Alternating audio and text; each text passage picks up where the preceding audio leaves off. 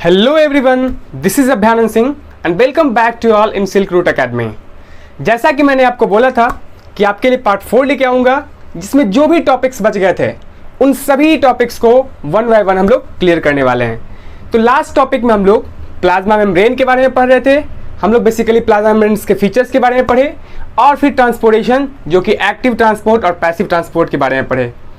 Diffusion, osmosis, इंडोस्मोसिस, exosmosis, ये सारे topics को ऑलरेडी हम लोग कवर कर चुके हैं। जो उसी का एक छोटा सा टॉपिक बच गया था, उसी से आज का वीडियो हम लोग स्टार्ट करने वाले हैं, and that is the types of solutions on the basis of concentration and its effect on sale. Sir ये है क्या?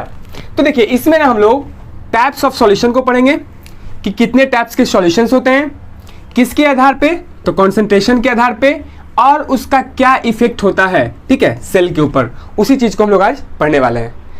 तो सबसे पहले सवाल उठता है कि सर सॉल्यूशन होता क्या है, ठीक है, सॉल्यूशन है क्या? बेसिकली बहुत सिंपल है। अगर आप सॉल्यूशन की बात कर रहे हो ना, तो आप सब कोई कभी ना कभी चीनी पानी का घोल बनाए होगे, ठीक है। गर्मी का मौसम है, कभी कभी क्या होता है, बाहर से आते हो, चीनी पानी का घोल बनाए, उसमें नींबू डाले, मिला के पी जाते हो, है ना।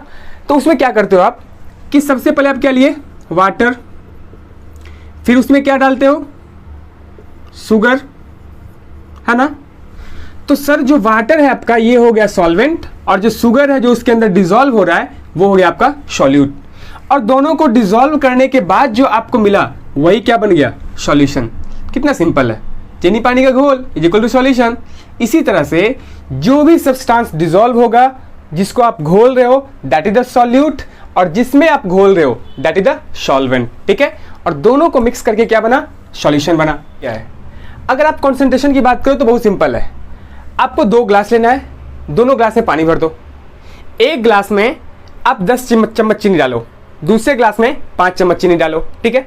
आपको ये पता है ना कि जो 10 चम्मच वाला है वो ज़्यादा मीठा होगा, जो 5 चम्मच वाला है वो कम मीठा होगा। ऐसा क्यों? क्योंकि जो सॉल्यूट का मात्रा है ना 10 चम्मच वाला, उसमें ज़्यादा है ना। जो 5 चम्मच जिसमें आप डाले हो, उसमें सॉल्यूट की मात्रा क्या है, कम है। तो जब सॉल्यूट की मात्रा ज़्यादा हो जाए ना, तो आपका कहलाता है हाई कॉन्सेंट्रेशन। मतलब आप बोल सकते हो, जब सॉल्यूट की मात्रा ज़्यादा हो जाए तो वो कैसा कहलाएगा, हाई कॉन्सेंट्रेशन सॉल्यूशन कहलाएगा। और जब सॉल्यूट की मात्रा कम हो, जब सॉल्यूट की मात्रा कम हो, तो क्या कहलाएगा, ये लोअर कॉन्सेंट्रेशन, जिसको आप लो कॉन्सेंट्रेशन या लेस कॉन्सेंट्रेटेड बोल सकते हो, ठीक है। ये आपका है हाई कॉन्सेंट्रेटेड और लो कॉन्सेंट्रेटेड, ठीक है।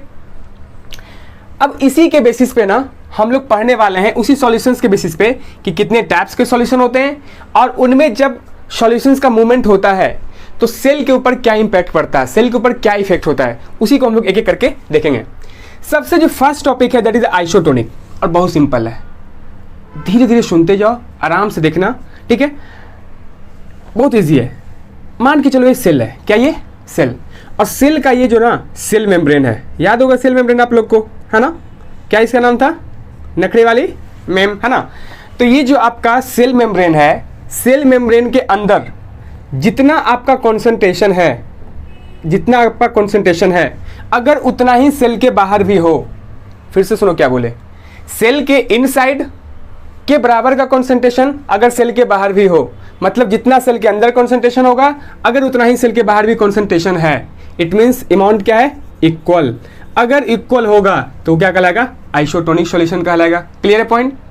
When the concentration inside the cell and outside the cell is equal और same, that is called the isotonic solution.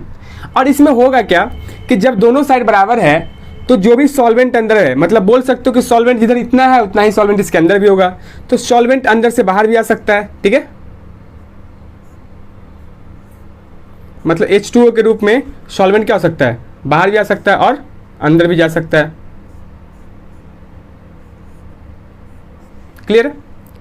तो हम लोग बोल सकते हैं आइसोटोनिक सॉल्यूशन में आपका जो है इक्वल होगा, और आपका H2O अंदर भी जा सकता है और बाहर भी आ सकता है, ठीक है। नेक्स्ट जो आपका है वो है हाइपरटोनिक सॉल्यूशन। ये क्या होता है? अगर हम हाइपरटोनिक सॉल्यूशन की बात करें ना, तो इसमें क्या करें, सेल के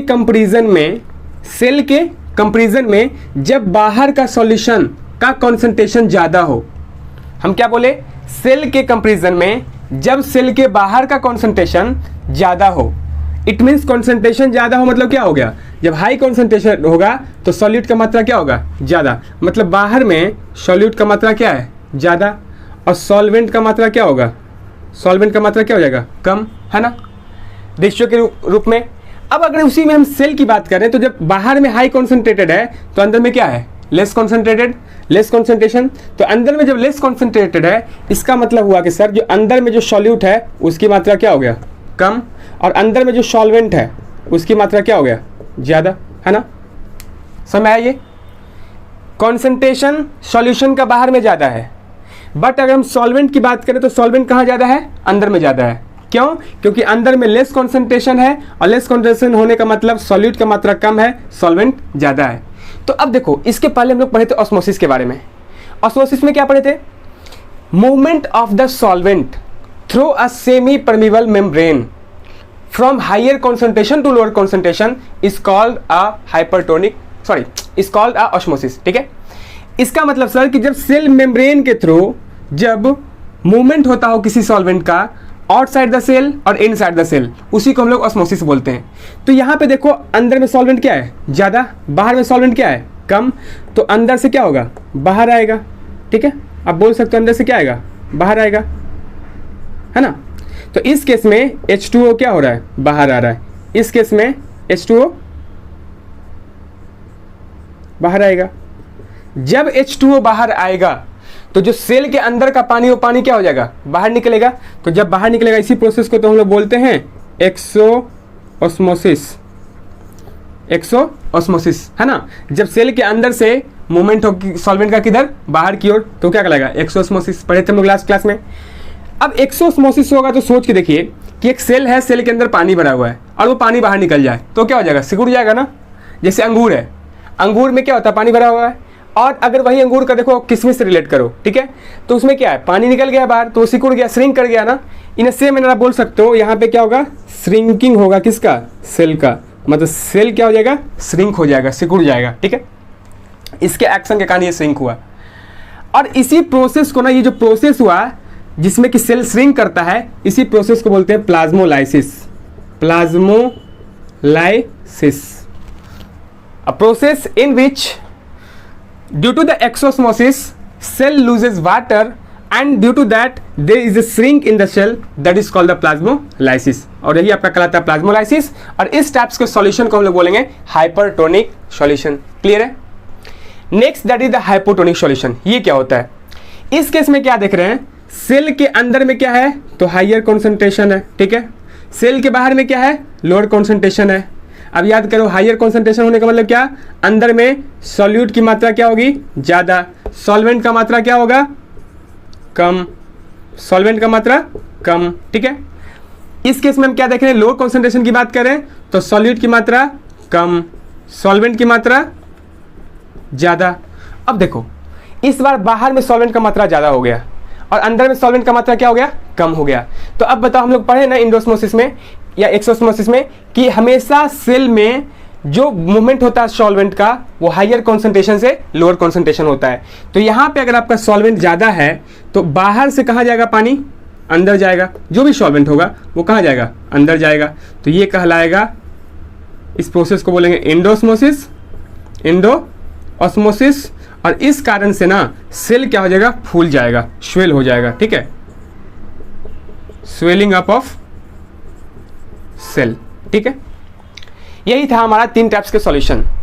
3 टाइप्स के सॉल्यूशन में क्या क्या है, फर्स्ट आइसोटोनिक, सेकंड में हाइपरटोनिक, थर्ड में हाइपोटोनिक।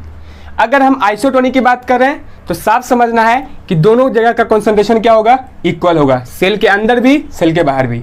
अगर हम हाइपर की बात कर रहे हैं तो सेल के बाहर का कंसंट्रेशन क्या होगा, ज़्यादा होगा, ठीक है, कंपेयर टू अंदर। तो जब बाहर का कंसंट्रेशन ज़्यादा होगा तो सॉल्वेंट क्या हो जाएगा, कम, और अंदर कंसंट्रेशन लो है तो सॉल्वेंट क्या हो जाएगा, ज़्यादा। और जब अंदर में सॉल्वेंट ज़्यादा है तो पानी अंदर से क्या आएगा, बाहर, तो उसको क्या बोलेंगे, एक्सोस्मोसिस। और एक्सोस्मोसिस के कारण क्या होगा, सेल श्रिंक कर जाएगा, और उसी प्रोसेस को हम लोग प्लाज्मोलाइसिस बोलते हैं।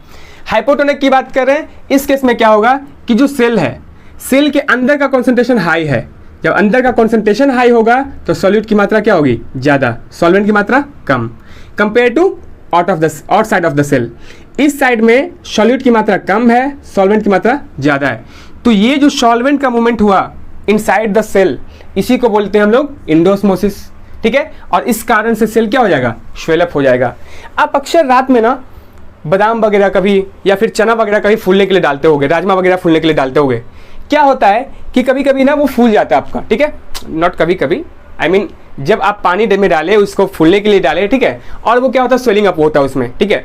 तो वो जो स्वेलिंग अप हुआ, क्यों ऐसा हुआ, क्योंकि सराउंडिंग में पानी का अमाउंट ज़्यादा था और सेल के अंदर पानी का अमाउंट क्या था, कम था, और उस कारण से बाहर से अंदर हुआ एंडोस्मोसिस, और उसी एंडोस्मोसिस के कारण सेल क्या हो गया, स्वेलअप हो गया, और चना वगैरह आपका फूल जाता है, राजमा आपका फूल जाता है। क्लियर है? ये था आपका बेसिकली सॉल्यूशन। आई होप आपको समझ में आ गया होगा। तो जो नेक्स्ट टॉपिक है आपका, that is the protoplasm. Protoplasm क्या होता है? प्रोटोप्लाज्म का मतलब हुआ living component of the cell, मतलब सेल के अंदर वो सारे लिविंग कंपोनेंट जो भी उसके अंदर पाया जाता हो उसको हम लोग बोलते हैं protoplasm. Basically cytoplasm plus nucleoplasm is called protoplasm, कर सकते हो, ठीक है। मतलब सर एक सेल के अंदर जो साइटोप्लाज्म होता है और एक सेल के अंदर जो न्यूक्लियोप्लाज्म होता है, उन दोनों को मिला करके क्या बनता है आपका, प्रोटोप्लाज्म। सर ये क्या था, देखिए ये आपका सेल है, ठीक है, और सेल के ये न्यूक्लियस हो गए।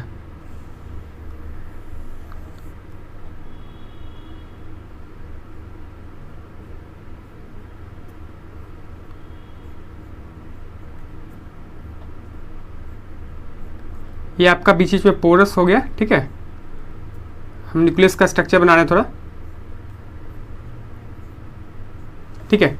ये मान लीजिए बीच में न्यूक्लियस है, इसके बीच में थ्रेड लाइक मटेरियल डीएनए पूरा भरा हुआ, ठीक है। तो ये जो अंदर इस सेल के अंदर जो जेली लाइक स्ट्रक्चर मिलेगा आपको, मतलब ये आपका जो सेल मेम्ब्रेन है, सेल मेम्ब्रेन के अंदर जो जेली लाइक स्ट्रक्चर मिलेगा, यही जेली लाइक स्ट्रक्चर को बोलेंगे cytoplasm, cytoplasm.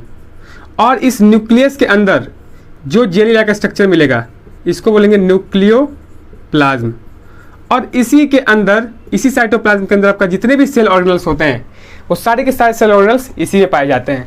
It means basically ये ओवरऑल बोल सकते हैं हम लोग living component of the cell. तो वो क्या हो गया, प्रोटोप्लाज्म। प्रोटोप्लाज्म में आ गया साइटोप्लाज्म और आ गया न्यूक्लियोप्लाज्म। तो सबसे पहले हम लोग पढ़ते हैं साइटोप्लाज्म के बारे में। साइटोप्लाज्म को डिस्कवर किए थे कोलिकर 1862 में। और हमको ध्यान रखना है कि साइटोप्लाज्म दो टाइप्स के होते हैं, एक होता है साइटोसोल, दूसरा होता है सेल ऑर्गेनली। अगर आप साइटोसोल की बात करो ना, तो ये वही जेली लाइक मटेरियल है जो आपका सेल मेम्ब्रेन के अंदर पाया जाता है। इसमें आपका 90% वाटर होगा, 7% प्रोटीन, 2% कार्बोहाइड्रेट्स और बाकी 1% मटेरियल इसके अंदर पाया जाता है, ठीक है। तो इसी को बोला जाता है cytosol. It's like aqueous solution, आप बोल सकते हो एक्वस सॉल्यूशन, जो पानी में मिला हुआ हो, क्योंकि पानी का मात्रा यहाँ पे कितना है, 90%। तो ये हो गया आपका साइटोसोल।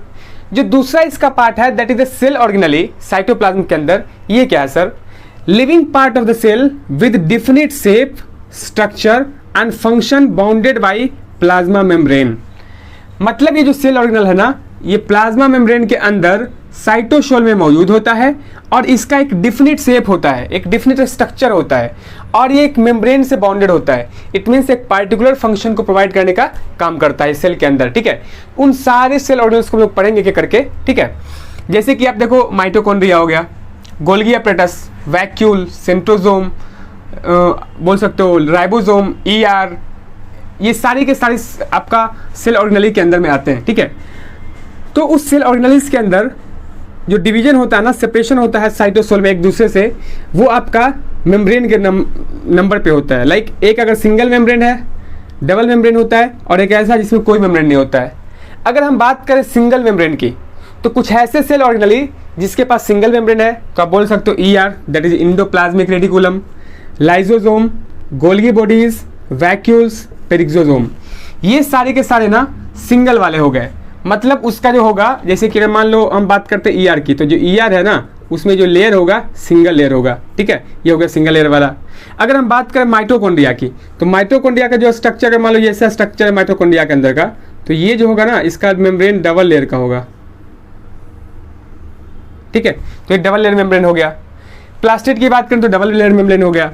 और अगर हम नॉन मेम्ब्रेन की बात करें, मतलब एक ऐसा सेल ऑर्गेनेली जिसमें कोई मेम्ब्रेन नहीं है, वो थ्रू आउट द साइटोसोल फैला हुआ है, थ्रू आउट द साइटोप्लाज्म वो घूम रहा है, that is the non membrane, और उसी को बोलते हैं राइबोसोम और सेंट्रोसोम। ठीक है, इसका कोई फिक्स्ड मेम्ब्रेन नहीं होता जिसके अंदर ये सेपरेटेड होता है साइटोसोल से, वो मिक्स होता है उसके अंदर में। ठीक, यही था आपका प्रोटोप्लाज्म का टॉपिक, और एक एक करके हम लोग सेल ऑर्गेनेल को स्टार्ट करने वाले हैं।